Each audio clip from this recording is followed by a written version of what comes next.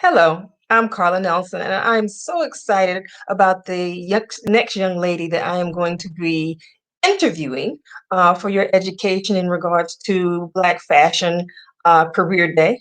I am going to bring to you none other than the incredible Evetta Petty from Harlem's Haven Hats. I want to make sure I said that right. Evetta, how are you?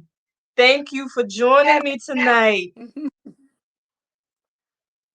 Hello, I'm I'm pre glad to be here. Thanks for having me. Yes, I'm pre-recording everyone who's going to watch this. Unfortunately, Yvetta will not be able to join us for the actual live stream for Career Day, but it is so important that I speak with her and bring her before you because I know as a little girl raised in the rural South, I wasn't familiar with what a milliner wasn't familiar with even the existence of the term. I'll be honest. Didn't know about hat makers or anything like that until I moved to New York. And I know there is somebody, a young lady, a young man who's out there who has this talent like you did and has no clue about it. And they need to know that this is a career option. So that is why it was so important for me to pre-record Yvetta to bring her to you, excuse me. And before I even go into it, don't you like my hat? Yvetta, tell us about this is one of Yvetta's creations. Tell us about this hat. Look at Yeah. this.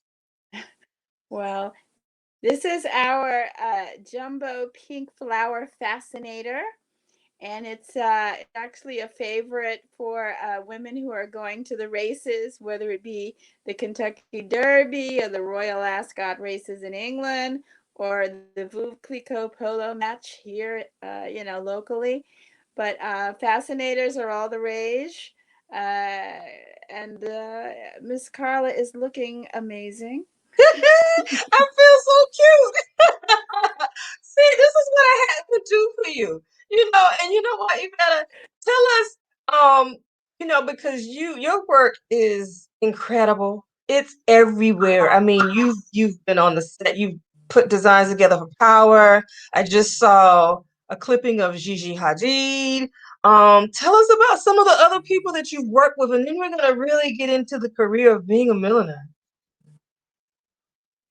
Well, I've been fortunate that my work has been featured in so many wonderful editorials like Marie Claire and L'Officiel in Paris and Grazia magazine, as well as magazines that we know, Vogue, of course. I've been in Vogue many times, and not just Vogue USA. It's been Vogue Australia, and even a cover of Harper's Bazaar, in Serbia. I have a lovely following, in that part of the world, Eastern Europe. So it's amazing that, from a small little hat shop in Harlem to become internationally known and to work on all these wonderful television shows and films and people have seen my hats on Power. They've seen my hats on Married to Medicine and Unbreakable Kimmy Schmidt on Netflix, even an episode of Botched, the plastic surgery show. Wow, that So, is incredible. and yeah, and web art as well on exhibition at the Met. So tell us about your career path.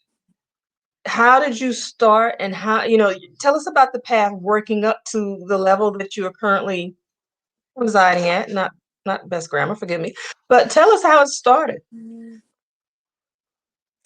Well, I tell everybody I had no intention on being in the hat business.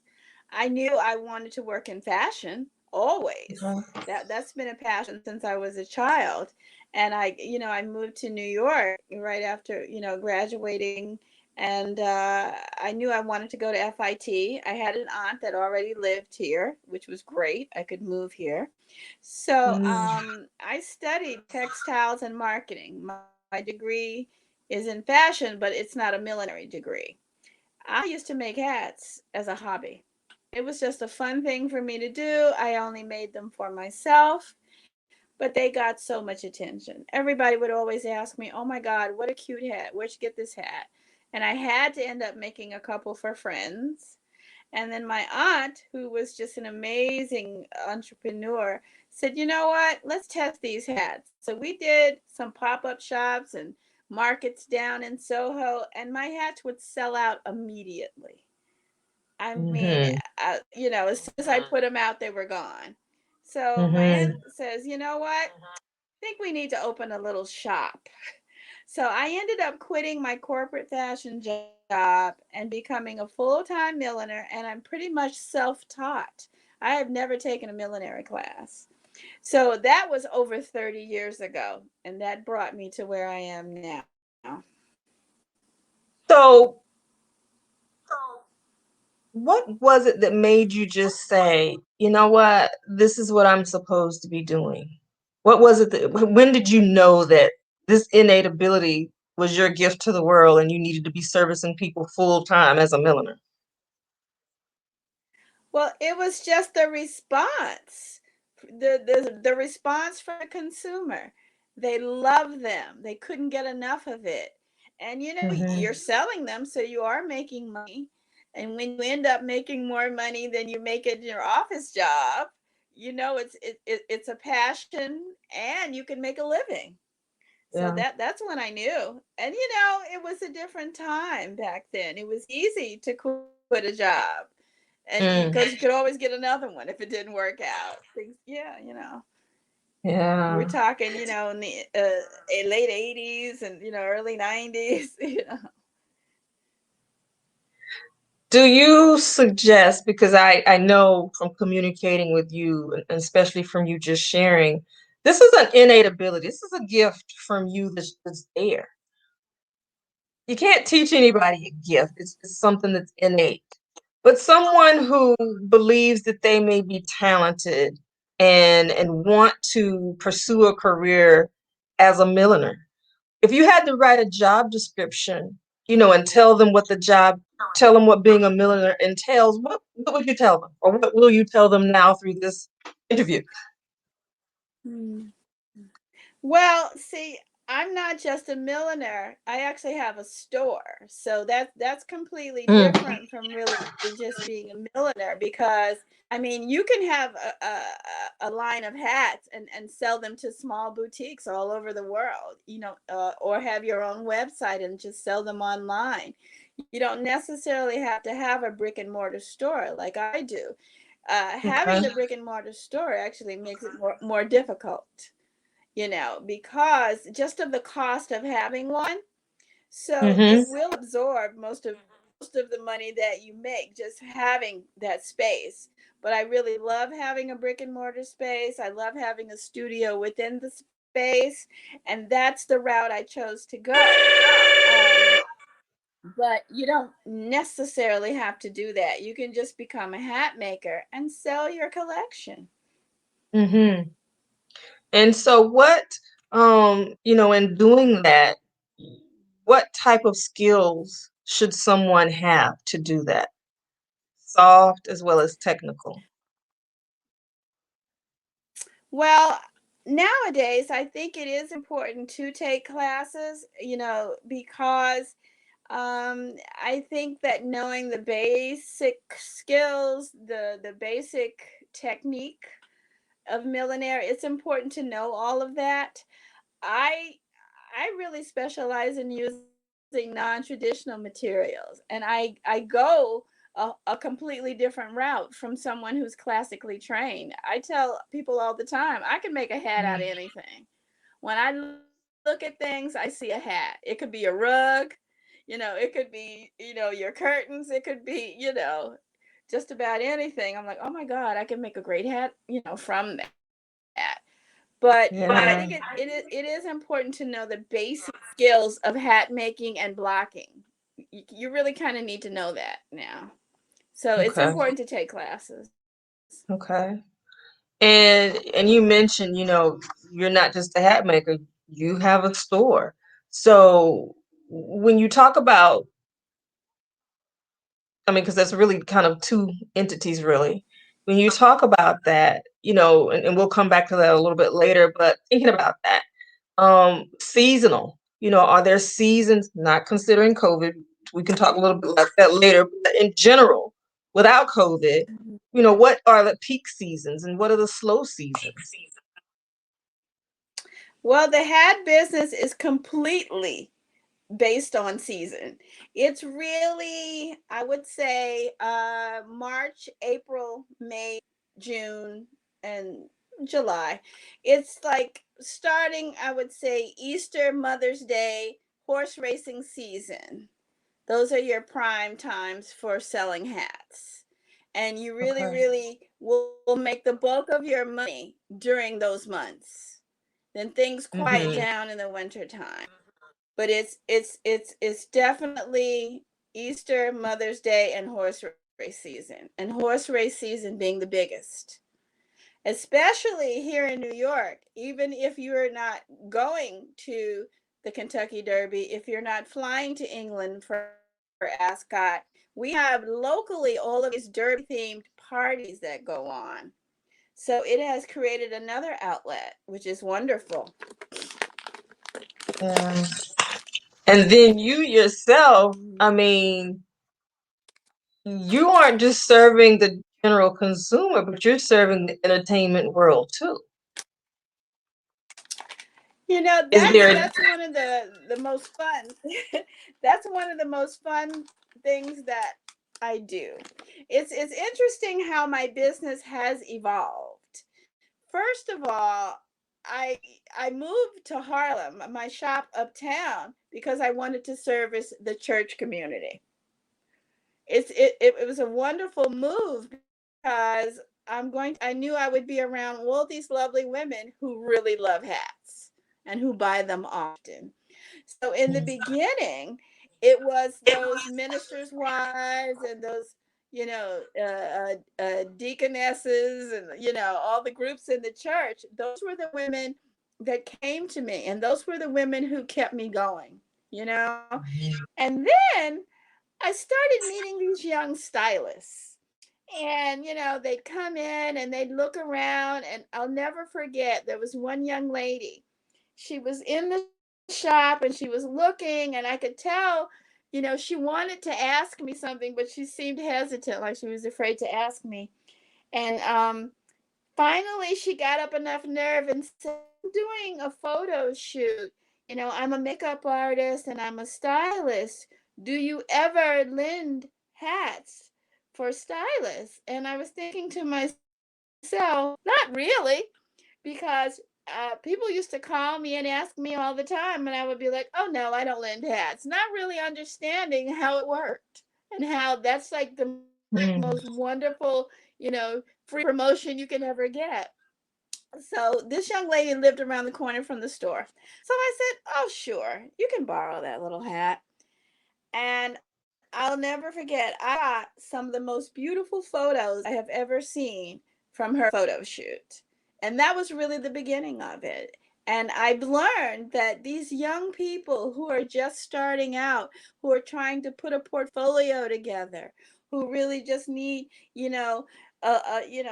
just to do a lot of shoots and have some work to show. These are the young people that I have worked with, and these young people do well in their careers and end up working for Vogue and Harper's and all these places. And when they excel and move up, they take me with them. So that I think, so I would say, if you're starting a magazine in your basement, don't worry, I'll let you borrow a hat. Because I believe in supporting, the Yeah. beginnings of these careers.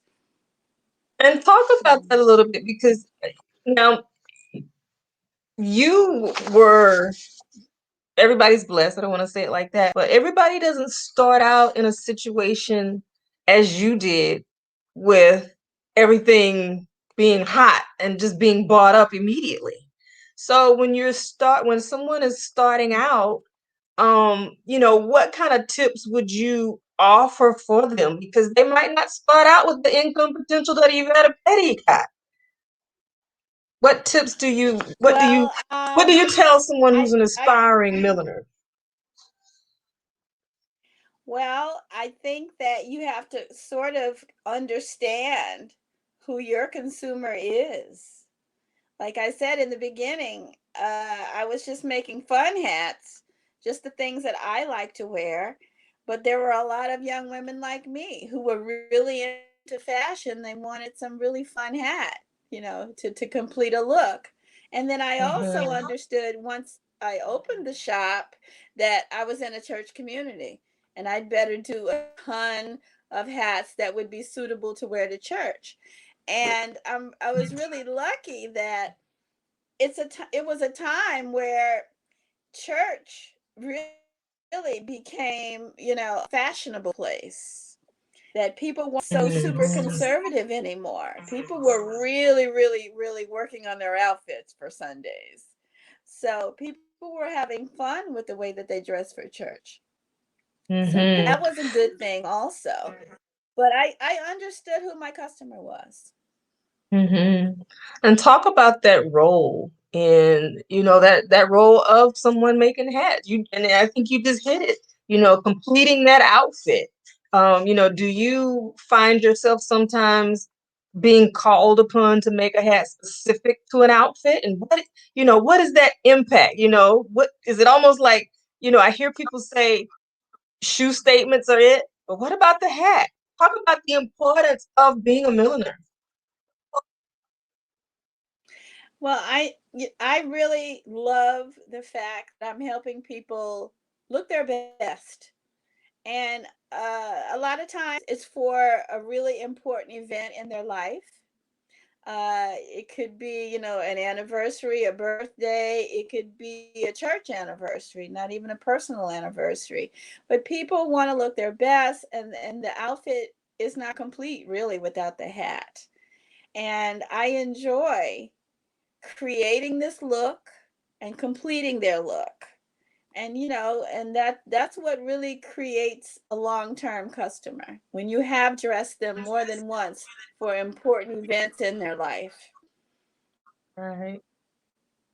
So tell me now, if I say I'm a person and I'm dabbling and I'm thinking, I'm a little bit talented with my hands. 'Cause, I mean, I am. I'm not a milliner, but I mean, I can, I make floral arrangements and things like that. So if I wanted to test my skill and see if I might have the skill of being a milliner, what type of tools would I need?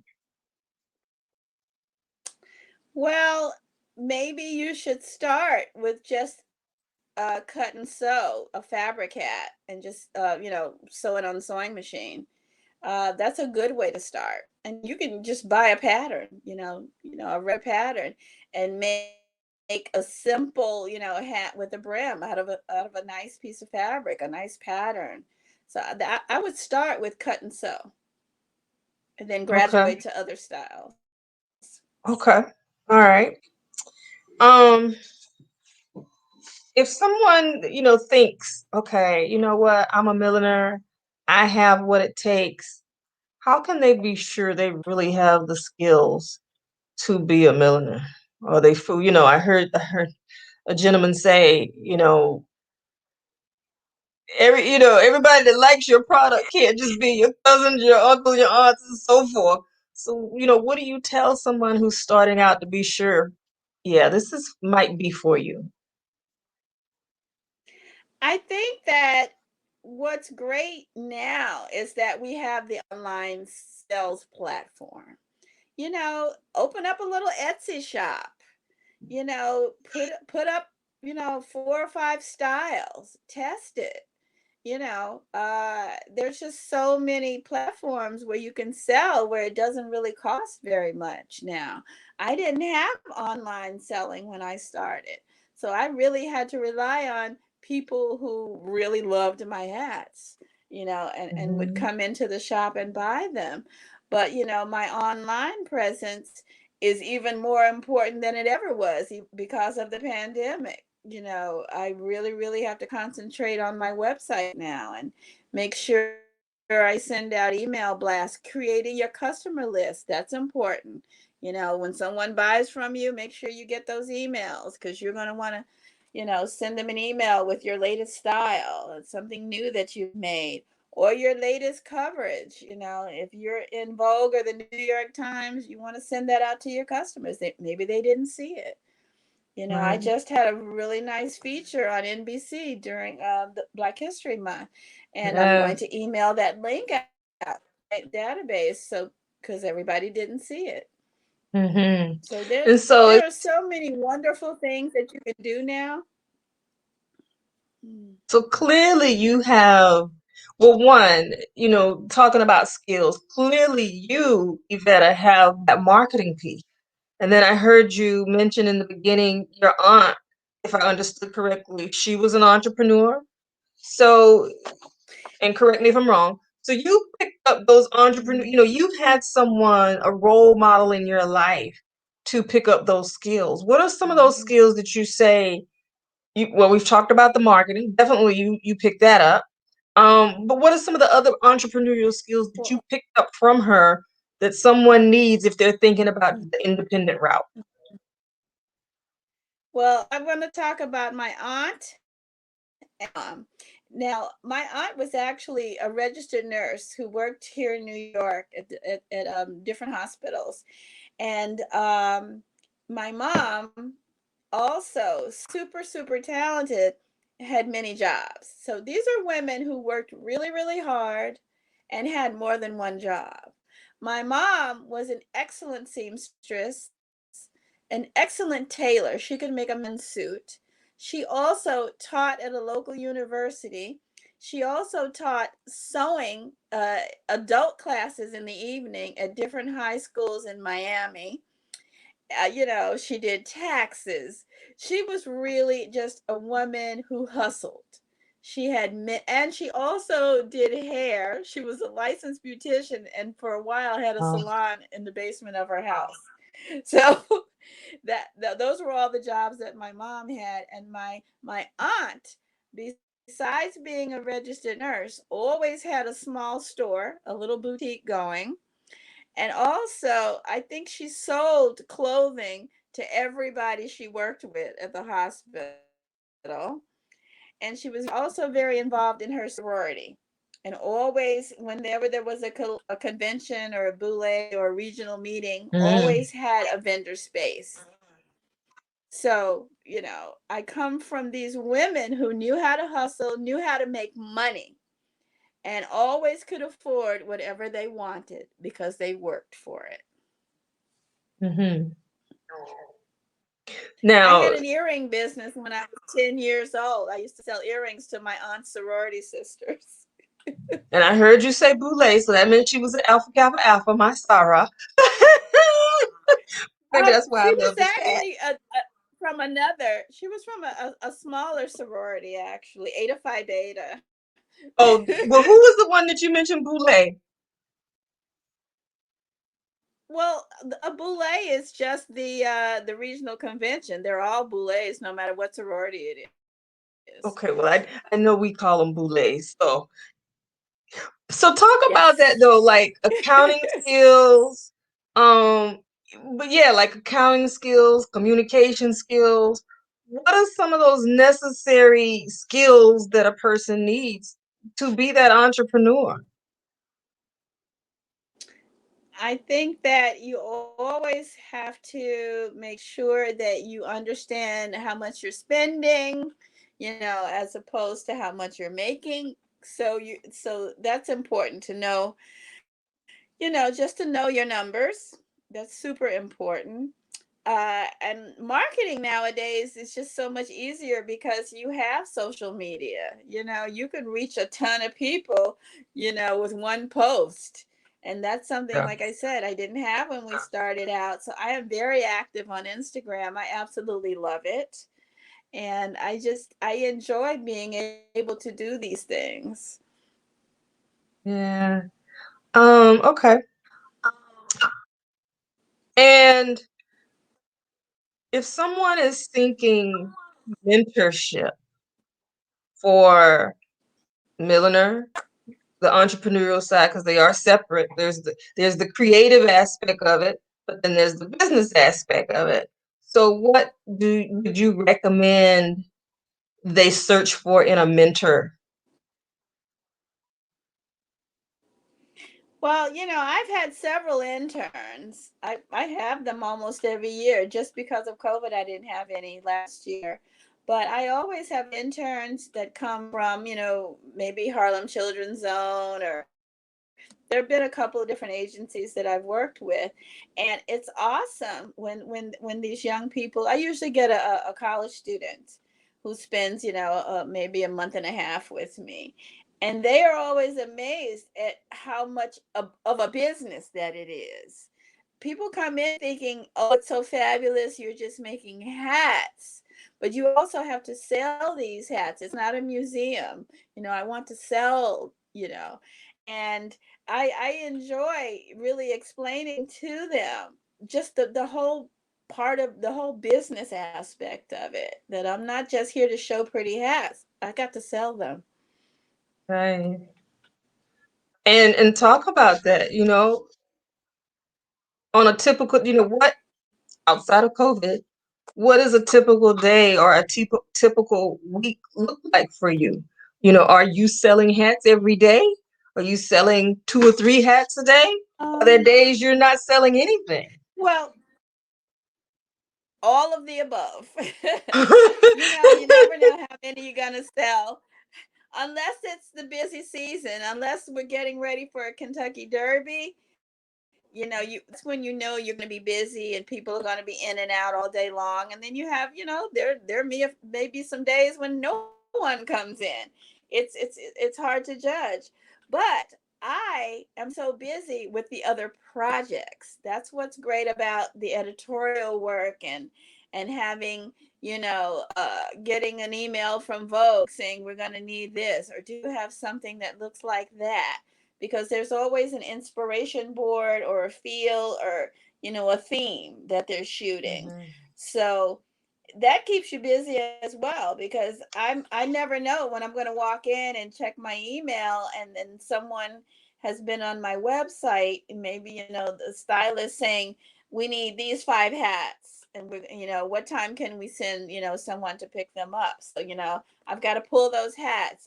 I've got to pack them nicely and get them ready. you know so there are always many things to do, you know that other activities besides actually selling, but activities that will increase sales, because it's publicity, it's exposure. It's having a full page in Vogue this month with Gigi Hadid wearing your hat. Which is phenomenal. I'm gonna have to bring that picture up, but I'm gonna put it in the front. Well, by the time everybody sees this, you will have already seen it, but you have to know that is a phenomenal hat. Oh my gosh. So, what recommendations, I call it the art of the approach. What recommendations do you suggest to people for approaching someone about internship or mentorship? I hear a lot of good and I hear a lot of not so good. So, what should they do? What should they not do when trying to approach someone about those opportunities to gain experience? Well, I really think that uh, they should try and be a part of an organization. Like, I don't just take interns who contact me and ask me. It has to be through the agency where everything's been vetted. They have been, interviewed. It's very clear what they're interested in doing.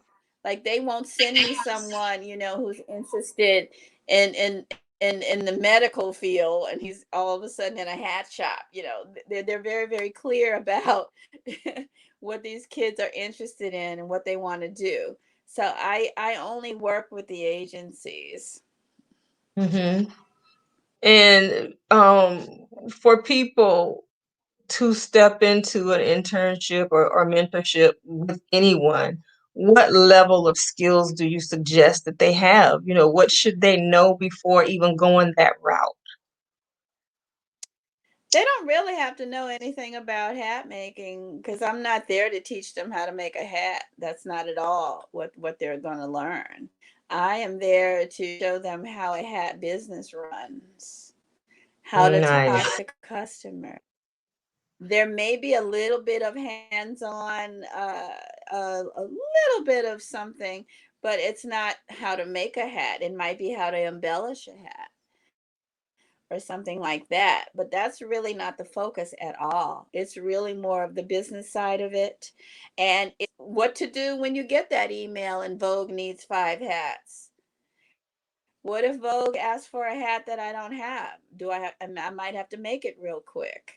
It's Mm-hmm. all about, like, doing things, quickly, and unexpected things, and getting it done. Let's pack these hats and ship them to LA because they need them, in the studio.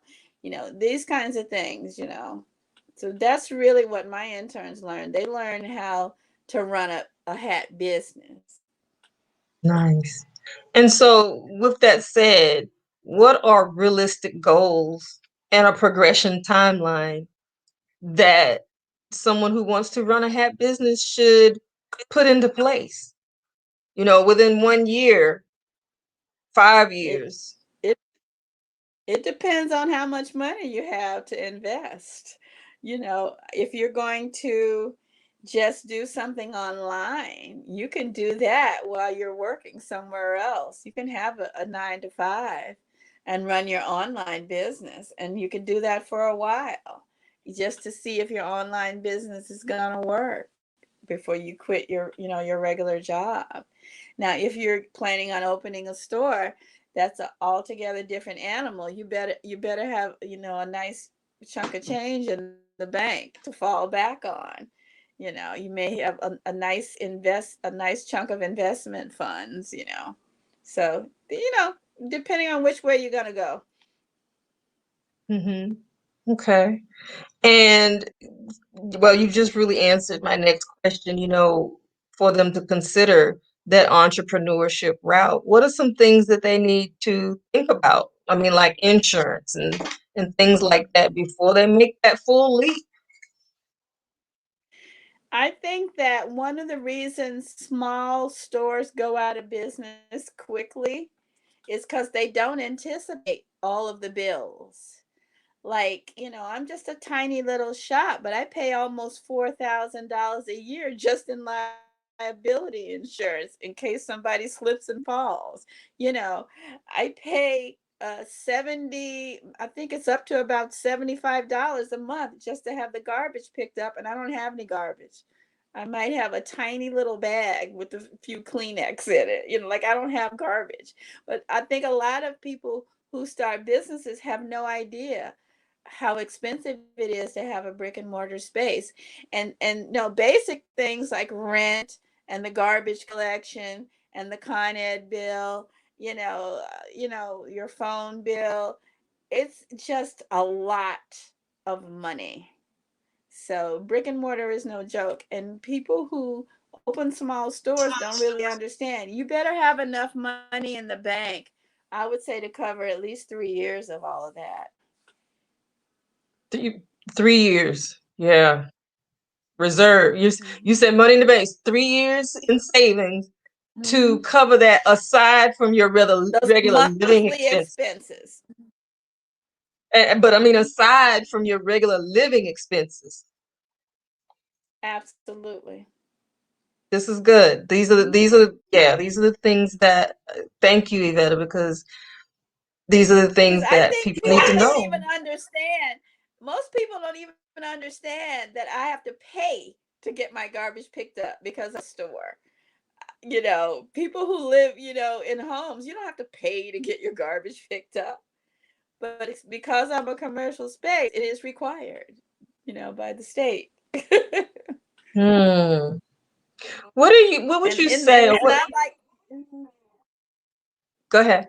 I was gonna say, it's not like I'm a grocery store where there's tons of cardboard boxes and stuff. I may have a tiny little bag, maybe once a week. Yeah. So what do you say, Evetta, some of your daily habits are that make you a success and help you maintain? Well, things have changed now, of course, during COVID, but it's really trying to stay in touch with the customer, trying to do email blasts, looking for new opportunities. Now there are all these wonderful workshops for women in business. I've been in business a long time, but I certainly don't know everything. I need to learn new things as well. Mm, So nowadays, I'm sitting in on awesome business, women in business, and seminars and all kinds of classes and things to really understand how I need to move forward and what I need to be doing differently, because my hat business is based on events. And if people are not going to any events, they do not need a new hat. If they can't go to the races or the polo match, even if they're not attending church services like they were before, I right. have no sales. So, so I need to learn what strategies, what maneuvers I need to be doing now. So my daily thing is I'm on a seminar almost every day, because there's so Hmm. many of them going on, and it's a wonderful thing. Forever a And student. That's Jeff, important. yeah, yeah, and also, I started making masks like immediately, and I make a matching mask to a lot of the hats, especially the fabric cut and sew hats. I do a matching mask with them. So I started doing that like almost immediately during the pandemic. If it was a fabric hat, I can most likely I can make, the matching mask. Just I guess the buzzword these days is pivot. Like I had to learn how to do that quickly. And now Yeah, I gotta figure out what the next step is. right. And part of it is really just staying in touch with my regulars and making Yeah. sure they have what they need, my regular customers. So, let's talk about well, I know your breakthrough moment. Should Oftentimes I find out that there are people, creative youth, and they might not necessarily have the support of their family to pursue a fashion career.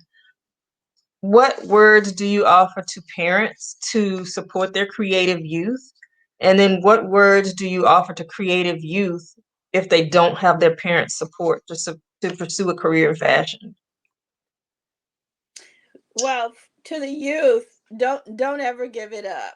Always, do whatever little craft that you do, whatever you're making, don't stop doing it. Just make that your hobby, and during your free time, you know, just after homework, after everything else, if you're still, in school, just, make that your hobby. If you're designing shoes, make that your hobby.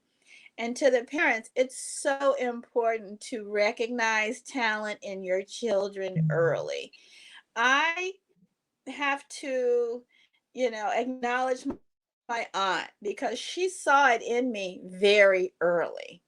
And like I said before, I had an earring business when I was 10 years old.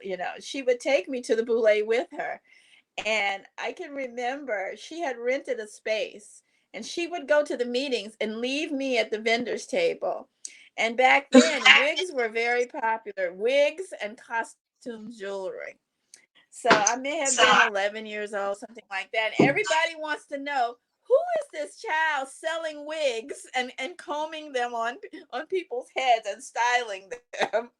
Oh my But gosh. you know, she recognized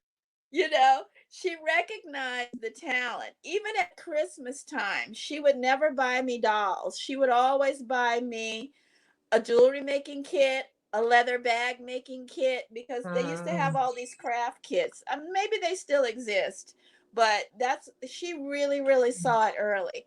I mean, to the point where, she was very social and very fabulous, and she would get all these dresses made, and she had this gorgeous silver gown. To tell you how fabulous she was, she had a silver gown made that looked like aluminum foil. It was like when they had paper dresses back in the 70s. And she would take her Wow. wig to the salon and get a silver wig styled to match her silver dress. And then she'd Okay. hand me a little piece of the silver fabric and said, "Make me some earrings." So she Wow. recognized the talent. Yeah, Wow. yeah. So she fed it. She fed it through giving you Yes, things to do. absolutely. Absolutely. I like I said, I if I had a doll, you know, she just became the mannequin for stuff that I was making, you know. You had a live one. That is cute. That's excellent, though. That is really excellent. Oh my So gosh. I had that awesome family support. They saw Yeah. it. So, for anyone who listens to this interview and they're aspiring or they're budding, I call them aspiring, that progression of deciding this is what they want, that budding, that person who's really developing their skill. After listening to this career talk at that stage, or even considering a career change, what are some words, food for thought, that you would offer to them, excuse me, for empowerment on their journey? Surround yourself with talented people because there are a lot of wonderful collaborations that you can do. I'm always approached by fabulous clothing designers, who want, to do a show together. I'll make some killer dresses, you make some killer hats. Let's put on a show. Let's do Fashion Week together. You know, Nice. collaborate with other designers. It's really important. And you never know who's going to see you and who's going to want you to collaborate with them. That's super important. And there are so many young talented people. I mean, I don't say no. I really don't. I don't say no to them because I can, and I, just like people saw talent in me, I see talent in them. So Mm, collaboration is very important. Yeah, work with, awesome. even if you're going, if you decide you want to be a vendor somewhere, share a space with someone, share the costs. If you want to test out your merchandise and see if it's going to sell.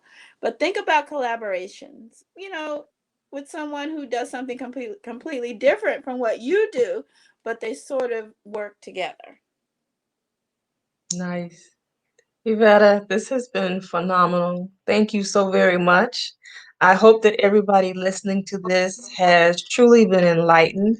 Iveta, and I will share with everyone, but if they wanted to contact you to get a hat, well, they can't get my hat, but a similar hat to my hat, what is your Instagram handle so they can connect with you? My Instagram handle is the same name as my store, Harlem's Heaven Hats. Harlem has an S after it. Harlem's Heaven Hats. Perfect. Thank you so very much. Bye, everybody. Thank you for having me. It's been fun. Yes, indeed. Thank you.